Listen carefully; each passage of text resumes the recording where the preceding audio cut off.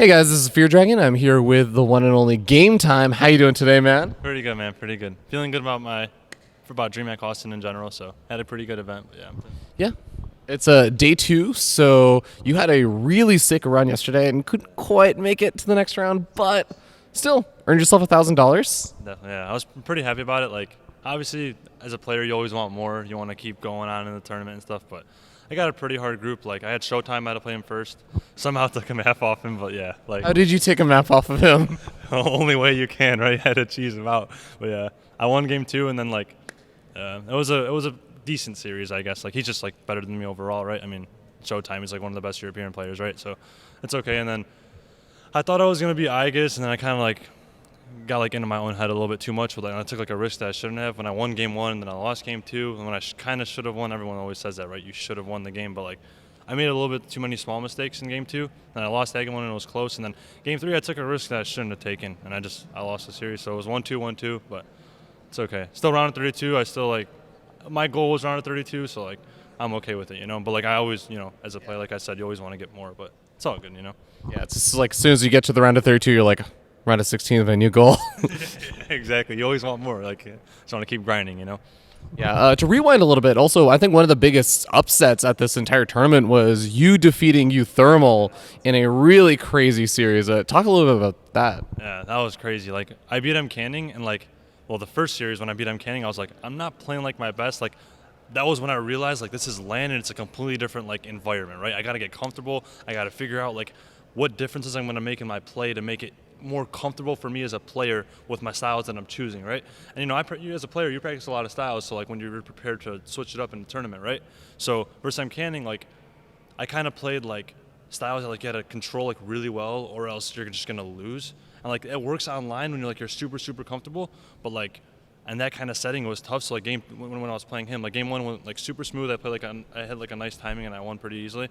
And then game 2, I was like trying to like macro kind of against him, and like he goes like Disruptor Stalker, right? And it's like very hard to micro against that in general. With like his micro, he's insane control. So it was kind of tough. And then like it made me get a feel for like what I want to do in the tournament. And I won game 3 with like a better style that I chose, right? So then when I went into the Thermal series, I was like, let me do a style that I'm just going to be comfortable with, you know? Like I want to just not do something that's like too hard to control, and like I can keep map control throughout the whole game, so I'm not always getting pressured the whole time, right? I kind of want to do that to him, get him out of his comfort zone. So I was like, game 1, my thought process was like, let me just go 2-base Muta. It's like super safe. It's good against what the meta is right now, because the meta kind of switched recently to 1-1-1 with like Innovation doing it in Korea. So it switched a little bit, and I was like, okay, 2-base Muta will counter it. As long as I scout it, I can easily adapt if it's not 1-1-1. So I was like, okay. And then game 1 didn't go my way. I think I had the right mentality, I think, but like it didn't go my way. I didn't micro like once again, like I didn't micro as good as I should have, and that was when like I was like, okay, I gotta like turn it up. Like I gotta just play better and like control better.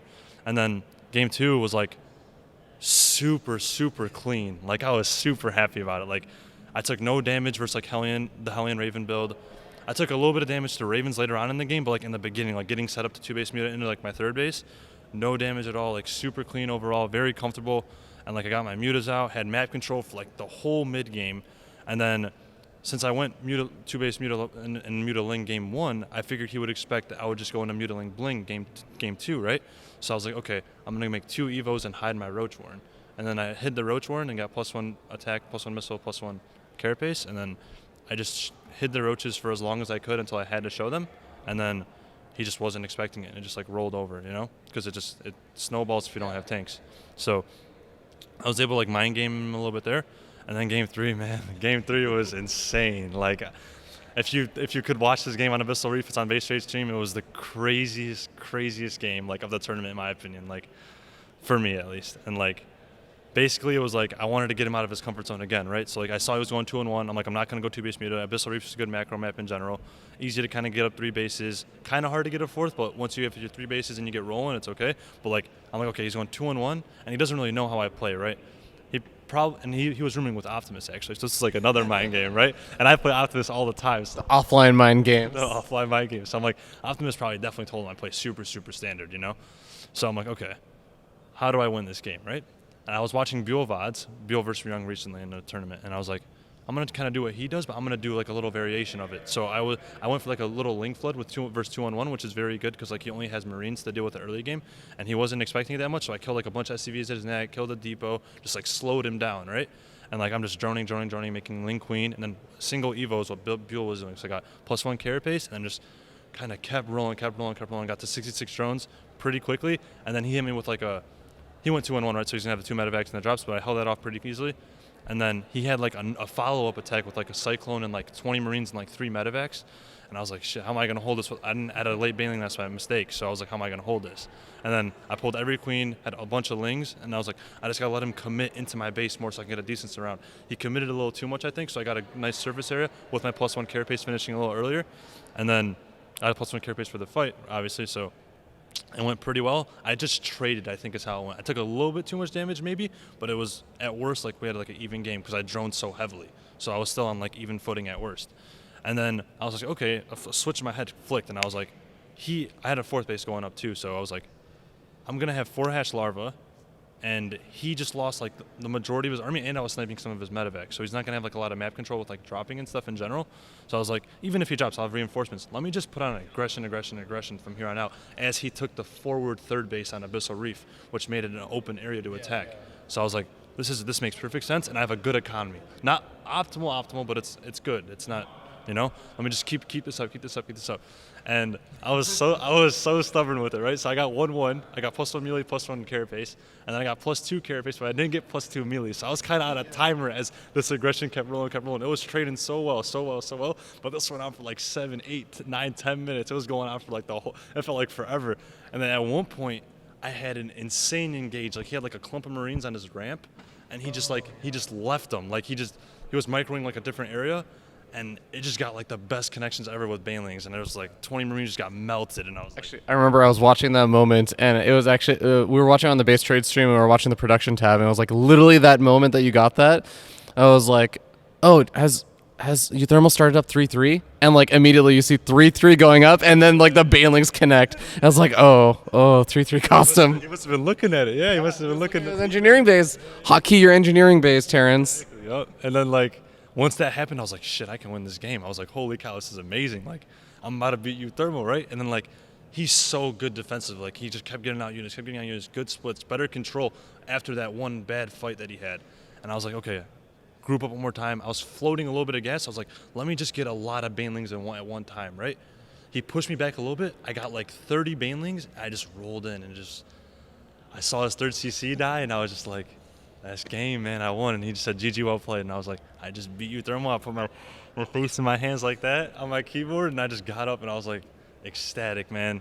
And I remember telling you, adrenaline. I was just going nuts, man. I was so happy. First 3 words out of your mouth. Adrenaline. Yep. It was crazy, man. I was one of the best feelings I've had in my StarCraft career so far. Like, and that was only, like, my group should not have even been that hard. Like, it was a round of 80. It was the first group, right? And I remember talking to Roddy, and I was like, I'm feeling satisfied, and I don't want to feel satisfied. Like, because if you feel satisfied already and you haven't even placed in the money, you're going to mess up later on in the tournament, right? So, yeah, it was an amazing feeling, but, like, I let myself, like, get over it quick, and just got into my next series. And I played well in my next group, following up that mindset. Yeah, and I mean, like, just in a lot of what you were talking about, you talk a lot about, like, mentality, you talk a lot about, like, mindset, even, like, mind gaming your opponent, predicting, like, what they think you've been doing and everything. Talk a bit about, like, Challenger, because I know you didn't have the best performance in WCS Challenger, like, leading into the event, which I think maybe made people underestimate you a little bit as well. Yeah, definitely. I think, like, I qualified through the ladder qualifier. I think people knew me, like, in general in the NA scene as, like, an up-and-comer for sure, but, like, I think the past, like, since, like, maybe, like, October of last year or so when I qualified for Cheese, I was like, okay, game time's actually, like, getting better.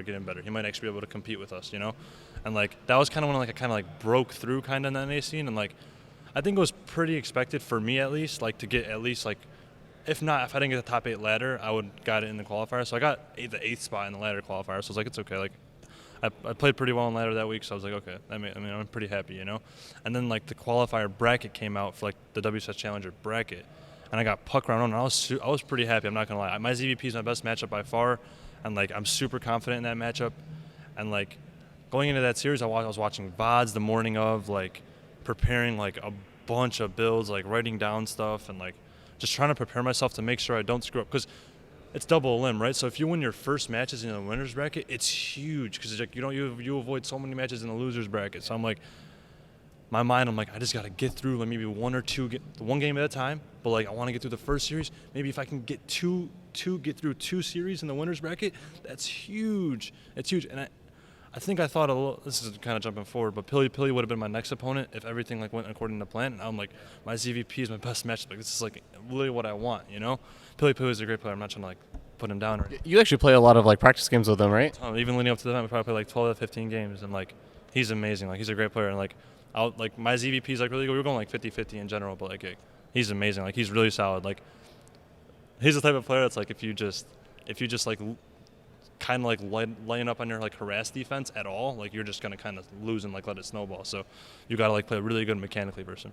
But yeah, like in that WCS Challenger bracket, I was super happy that I got puck, and I was like, okay, let's get it. CVP, I love it, you know.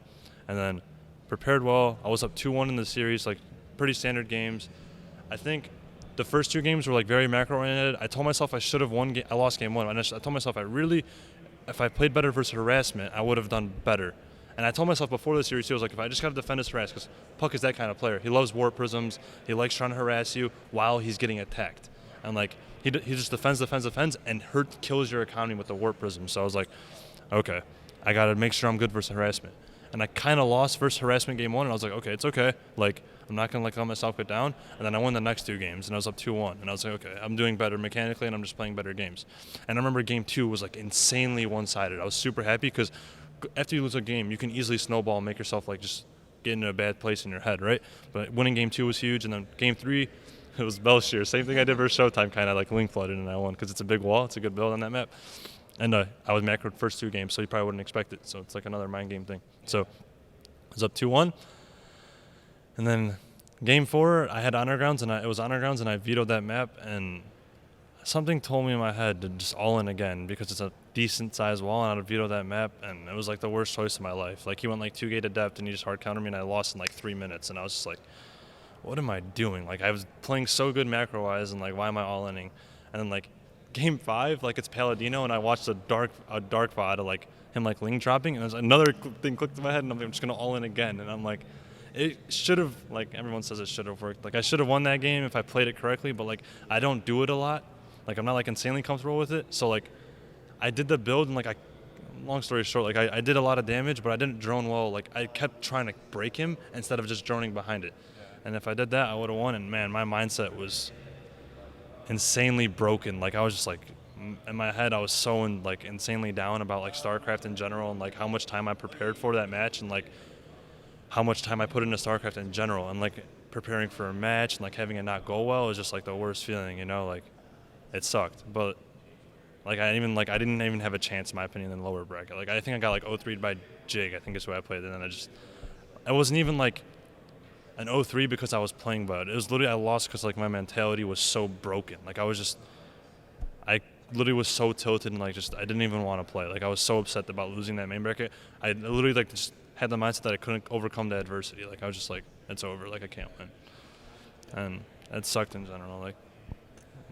But you managed to overcome it and do really, really well at Austin. So what can we expect more from you? Like, what do you think is on the horizon for game time? Yeah, I think this event was like a good way for me to get exposure. Like in general, like Base Trade streamed at our group in the first stage, and like a bunch of people like were like super going crazy, and like having like a bunch of everyone was like tweeting me and like sending me like a bunch of like nice like comments and stuff and like compliments and all that, and it was really cool. But like in the future, you know, I'm gonna try and go to every like event in the United States, hopefully, or like if I qualify for a European event, that'd be amazing.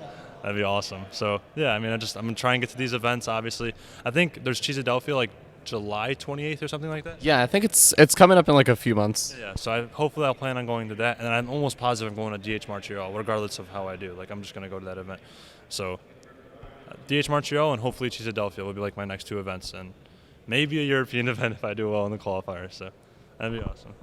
Awesome. Well, do you have any kind of shout-outs that you want to do, as well as one interesting fact that nobody knows about you? And you can think about the interesting fact. You can think about the interesting fact while you do shout-outs.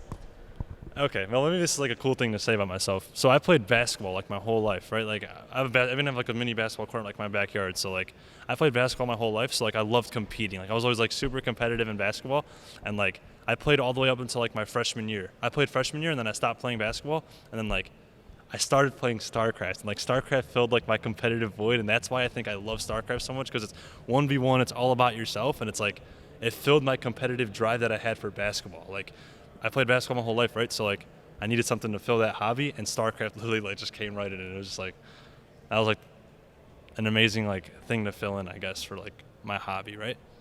But yeah, I think that's pretty cool. What was the other question? Sorry. Shout outs. Okay. Shout out to Sloth Esports, my team. You know, they helped me get here and send me out here, so I appreciate them a ton. And yeah, just thanks to my teammates. You know, they're all hyping me up and like being here for me, so to talk to and everything. And yeah, it's been an amazing event. It's been an amazing event for sure. So I've had a lot of fun, and obviously shout out to you, man. Like you've been like the best person to talk to. I swear, I'm always talking to you on Skype. Like whenever something goes wrong, I'm like, Ravi, man, I'm not playing well, dude. I don't know what's wrong with me. Like, and he just gets me up, man. He gets me like in a better mood and a better feeling. He's like the best, man. Seriously, that's awesome. It's like you'll lose a game and be like, dude, God, I just can't be pros. I'm like, dude, don't worry about it, because even if you have enough Dark Templars to surround a hatchery, you can't one-shot it. So Protoss can't be that broken, all right? Their tweet were like, you can't lose a game if you have more TTs and they have drones. And I was No, I mean, like realistically, look, you can't react to the first DT swipe if there are as many DTs as you have drones, because then you just one-shot their entire mineral and you walk out. Exactly, man. Exactly. But yeah. See, on a serious note, though, man, I appreciate everything you do for me, man. That's awesome. Like, you do so much for the StarCraft scene and everything. Like, even like just getting this content out here, dude. You're doing this for like so many players, and like you were taking videos all day yesterday, man. It's so cool to like see it, because I love that, man. I love seeing people after a victory, or like, you know, obviously it's not good to see someone like suffering after a loss, but like you got to get that feeling like everyone goes through it. You know, it's like you feel for them, you know, and it's awesome like to see like the ups and the downs. Like it's really awesome as a player. Like I have that for myself, and it's cool to like see other people go through that too, you know.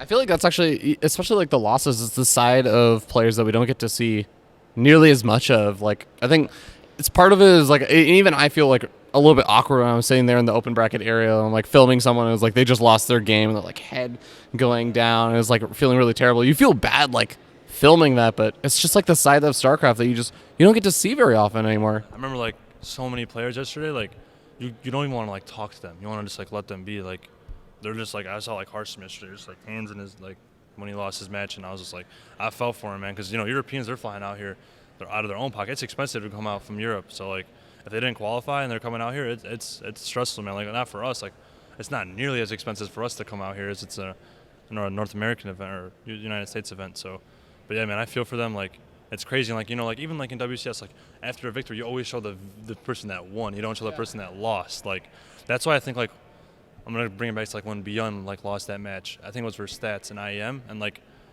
everyone kind of like the community kind of like had like different reactions to it, because you don't see it a lot like in esports in general. Like you always show the victory person, the person that won the game, like smiling and being happy and like in general, and then you see like someone on the opposite side losing and how much it means to them, how much practice they put in, how much it means to them in their life in general. Like you see the downside of it, and you feel for them, man. You feel for them definitely. Like even when I lost, like I told myself like in that group in the round of 32, I was like, I'm just gonna play my game. I kind of achieved my goal. Like I want to go more, obviously, but even after I lost, like even though I achieved my goal, you always want more. Like I said this a couple of times earlier. You always want more as a player, but like even losing, man, you feel like you should have won if you could have played a little bit better, and it's just like a little frustrating because how much practice hours you put into the game, and that's tough, man. I feel for every player that loses, man. It's a tough feeling to have. It really is.